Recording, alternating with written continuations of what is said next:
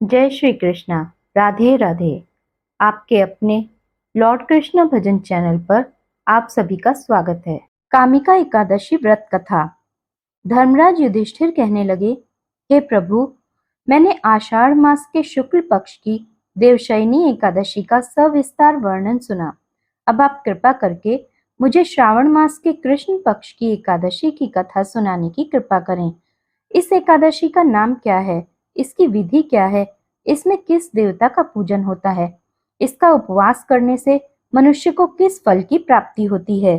श्री कृष्ण भगवान कहने लगे कि हे युधिष्ठिर, इस एकादशी की कथा को एक समय ब्रह्मा जी ने नारद जी से कहा था। वही मैं तुमसे कहता हूँ। नारद जी ने ब्रह्मा जी से पूछा था, हे पितामह, श्रावण मास के कृष्ण पक्ष की एकादशी की कथा सुनने की मेरी इच्छा है। उसका क्या नाम है, क्या विधि है और उसका महात्म्य क्या है? सो आप कृपा करके मुझसे कहिए। नारद जी के ये वचन सुनकर ब्रह्मा जी ने कहा, हे नारद, सब लोगों के हित के लिए तुमने यह बहुत सुंदर प्रश्न किया है। श्रावण मास के कृष्ण पक्ष की एकादशी का नाम कामिका एकादशी है। उसके सुनने मात्र से वाजपेय यज्ञ का फल मिलता है। इस दिन शंख चक्र गदाधारी भगवान विष्णु का पूजन होता है, जिनका नाम श्रीधर, हरि, विष्णु, माधव और मधुसूदन है। उनकी पूजा करने से जिस फल की प्राप्ति होती है सो सुनो।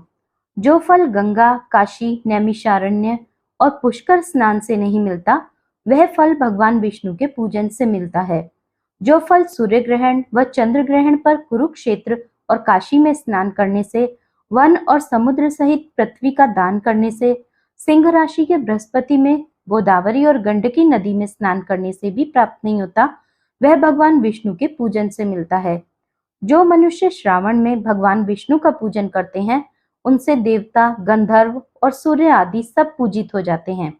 अतः पापों से डरने वाले मनुष्यों को कामिका एकादशी का व्रत और भगवान विष्णु का पूजन अवश्य करना चाहिए। पाप रूपी कीचड़ में फंसे हुए और संसार रूपी समुद्र में डूबे हुए मनुष्यों को कामिका एकादशी का व्रत और भगवान विष्णु का पूजन अवश्य में करना चाहिए। इससे बढ़कर पापों के नाश का कोई और उपाय नहीं है। हे नारद, स्वयं भगवान ने यही कहा है कि कामिका एकादशी के व्रत से जीव कुयोनि को प्राप्त नहीं होता। मनुष्यों को अध्यात्म विद्या से जो फल प्राप्त होता है, उससे कहीं अधिक फल कामिका एकादशी का व्रत करने से मिल जाता है। इस उपवास के करने से मनुष्य को न यमराज के दर्शन होते हैं और न ही नरक के कष्ट भोगने पड़ते हैं। उसे मोक्ष की प्राप्ति होती है। जो मनुष्य इस एकादशी को भक्ति पूर्वक तुलसी दल भगवान को अर्पित करते हैं, वे इस संसार सागर में रहते हुए भी पापों से दूर ही रहते हैं और उन्हें मोक्ष की प्राप्ति होती है।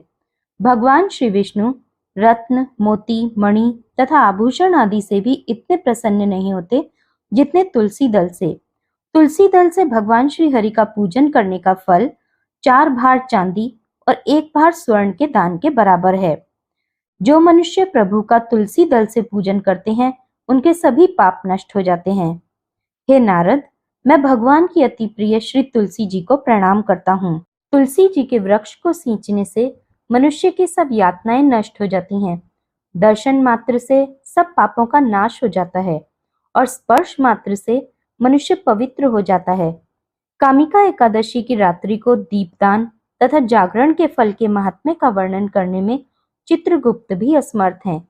जो इस एकादशी की रात्रि को भगवान के सामने दीपक जलाते हैं, उनके पितर स्वर्ग लोक में अमृत पान करते हैं तथा जो घी या तेल का दीपक जलाते हैं, वे 100 करोड़ दीपकों से प्रकाशित होकर सूर्य लोक को जाते हैं। हे नारद, अब तुम शांति पूर्वक कामिका एकादशी की कथा सुनो। एक गांव में एक वीर क्षत्रिय रहता था। एक दिन किसी कारणवश उसकी ब्राह्मण से हाथापाई हो गई और ब्राह्मण की मृत्यु हो गई। अपने हाथों मारे गए ब्राह्मण की क्रिया उस क्षत्रिय ने करनी चाहिए, परंतु पंडितों ने उसे क्रिया में शामिल होने से मना कर दिया। ब्राह्मणों ने बताया कि तुम पर ब्रह्म हत्या का दोष है। पहले प्रायश्चित कर इस पाप से मुक्त हो, तब हम तुम्हारे घर भोजन करेंगे। इस पर क्षत्रिय ने पूछा कि इस पाप से मुक्त होने का क्या उपाय है। तब ब्राह्मणों ने बताया कि श्रावण मास के कृष्ण पक्ष की एकादशी को भक्ति भाव से भगवान श्रीधर का व्रत एवं पूजन कर ब्राह्मणों को भोजन करा के सदक्षिणा के साथ आशीर्वाद प्राप्त करने से इस पाप से मुक्ति मिलेगी। पंडितों के बताए हुए तरीके पर व्रत वाली रात को भगवान श्रीधर ने क्षत्रिय को दर्शन देकर कहा कि तुम्हें ब्रह्म हत्या के पाप से मुक्ति मिल गई है। इस व्रत के करने से ब्रह्म हत्या आदि सभी पाप नष्ट हो जाते हैं। हे नारद, ब्रह्म हत्या तथा भ्रूण हत्या आदि पापों को नष्ट करने वाली इस कामिका एकादशी का व्रत मनुष्य को यत्न पूर्वक करना चाहिए।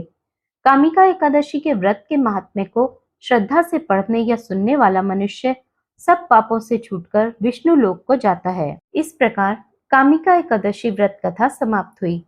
जय श्री कृष्ण। राधे राधे। जय श्रीमन नारायण।